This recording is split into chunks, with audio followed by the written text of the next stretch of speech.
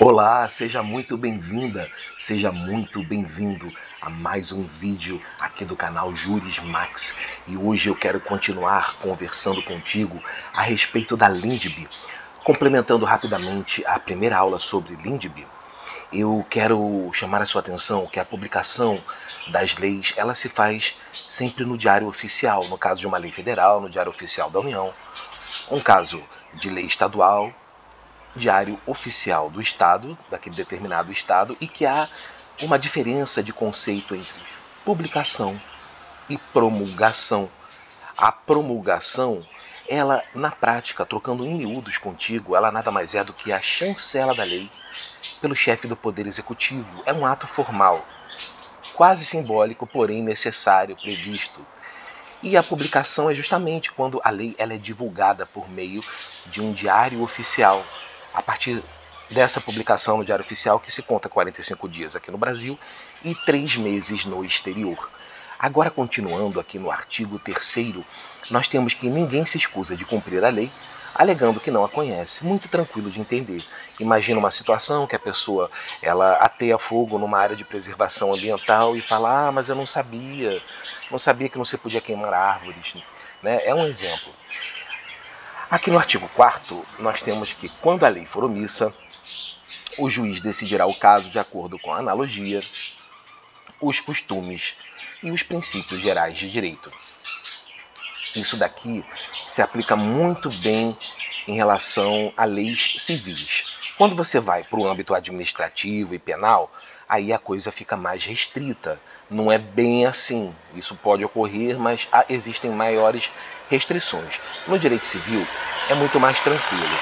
A analogia ela ocorre quando a gente pega uma situação semelhante, pega parâmetros de um caso semelhante, muito parecido, para decidir algo que não está previsto na lei.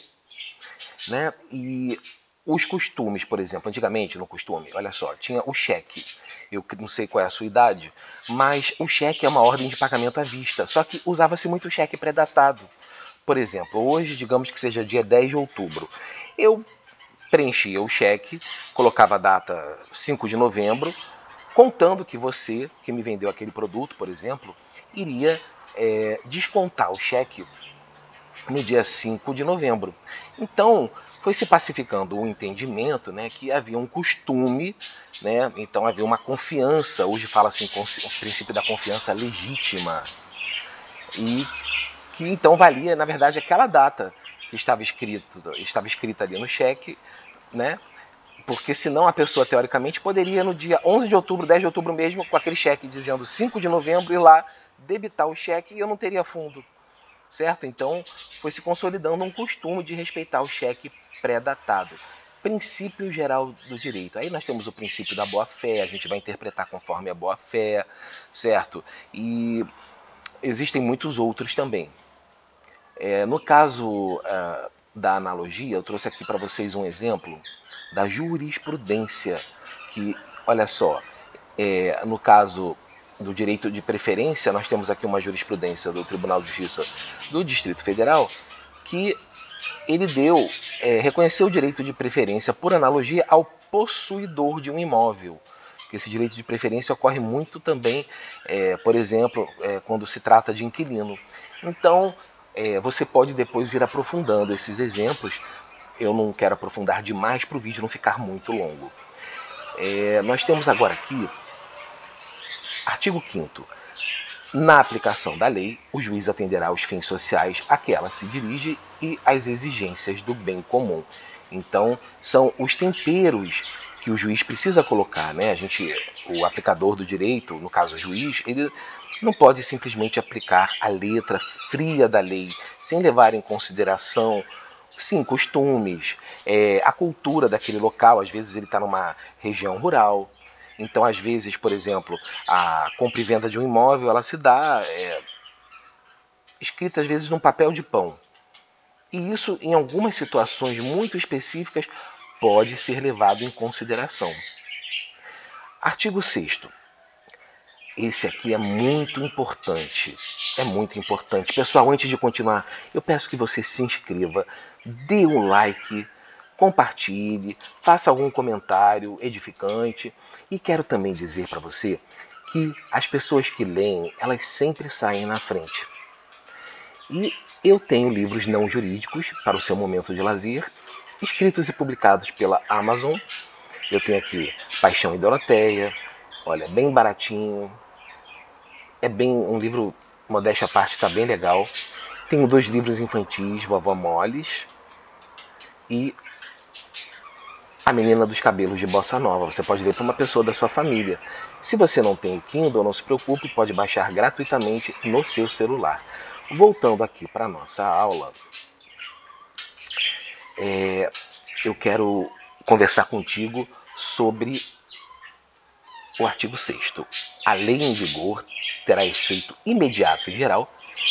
Olha só que importante isso, respeitados o ato jurídico perfeito, o direito adquirido e a coisa julgada. Pessoal, isso aqui é um direito fundamental. Na sua prova de faculdade ou qualquer outra prova escrita que você faça, nunca deixe de mencionar o artigo 5º da Constituição, inciso, olha só, 36. A lei não prejudicará o direito adquirido, o ato jurídico perfeito e a coisa julgada. É um direito fundamental, constitucional, previsto no artigo 5º, é uma cláusula pétrea, emenda constitucional não pode abolir, tá, o direito adquirido, o ato jurídico perfeito e a coisa julgada, e está previsto aqui também na LINDB, certo? Então vamos agora conversar sobre o conceito. Reputa-se ato jurídico perfeito o já consumado, segundo a lei vigente ao tempo em que se efetuou. Então você imagina um contrato de compra e venda que foi efetuado sob a égide de uma determinada lei, do Código Civil de 16, por exemplo. Né? Então ali foi vendido um apartamento, então uma das partes ficou com o apartamento depois de ter pago. Se posteriormente houver alguma modificação na lei que diga não basta só o registro no RGI, precisa também fazer uma comunicação formal, por exemplo, a um órgão fiscal, o comprador tem que ir até a prefeitura e ter também uma autorização da prefeitura. Isso daí, essa nova exigência não vai atingir aqueles contratos de compra e venda que já foram realizados. E, no caso, né, aquelas propriedades que já foram consolidadas com o registro no RGI. Olha, isso é tão importante que nós temos uma súmula vinculante do Supremo Tribunal Federal, que é aqui a súmula, nós temos a súmula vinculante número 1. Olha só o que ela diz. Ofende a garantia constitucional do ato jurídico perfeito a decisão que, sem ponderar as circunstâncias do caso concreto, desconsidera a validez e eficácia de acordo constante de termo de adesão instituído pela Lei Complementar 110 de 2001. É um caso muito específico, mas você vê como o ato jurídico perfeito é importante, assim como também o direito adquirido e a coisa julgada que nós vamos ver agora. Consideram-se adquiridos, assim, os direitos que o seu titular ou alguém por ele possa exercer, como aquele cujo começo do exercício tenha termo prefixo ou condição pré-estabelecida inalterável, a arbítrio de outrem. Pessoal, um exemplo muito bom para a gente entender o direito adquirido, imagina um trabalhador que ele já tem todos os requisitos para se aposentar. Ele já pode se aposentar, não se aposenta porque não quer. Aí vem uma emenda constitucional e altera as condições para o trabalhador se aposentar. Digamos que ele poderia se aposentar com 35 anos e, nesse caso hipotético, vão ser necessários 38 anos. Mas ele já tinha os 35 anos, já tinha 35 anos e meio, por exemplo. Então, essa nova emenda constitucional, em regra, em princípio, não pode atingi-lo, porque ele já tinha todos os requisitos para se aposentar. Esse é um exemplo clássico de respeito ao direito adquirido. E olha só que coisa legal, isso aqui vai entrar muito na parte processual. Chama-se coisa julgada, ou caso julgado, a decisão judicial de que já não caiba recurso. Então, quando você tem uma sentença, um acórdão que já transitou em julgado, que já não cabe mais recurso, você tem no âmbito civil 2 anos para entrar com a ação rescisória para rescindir aquela coisa julgada. Passados 2 anos, você não muda mais nada, você vai ter a coisa soberanamente julgada. Ela não pode mais ser alterada. E no âmbito criminal, nós temos a revisão criminal com as suas regras próprias. Pessoal, eu espero que você tenha gostado. Eu lembro a você que eu tenho um outro canal chamado Litermax Brasil, com assuntos mais culturais, né? Eu tenho aqui um vídeo, sempre vídeos muito rápidos, muito, curtos. Se você tem dúvida se vale a pena continuar fazendo faculdade, se vale a pena fazer faculdade, conhece alguém com essa dúvida, indica o meu canal, porque eu falo claramente sobre isso em pouquíssimos minutos. Pessoal, muito obrigado por sua atenção. Eu te espero no próximo vídeo. Dá um like, se inscreve para mim e para o canal, é muito importante. Até breve.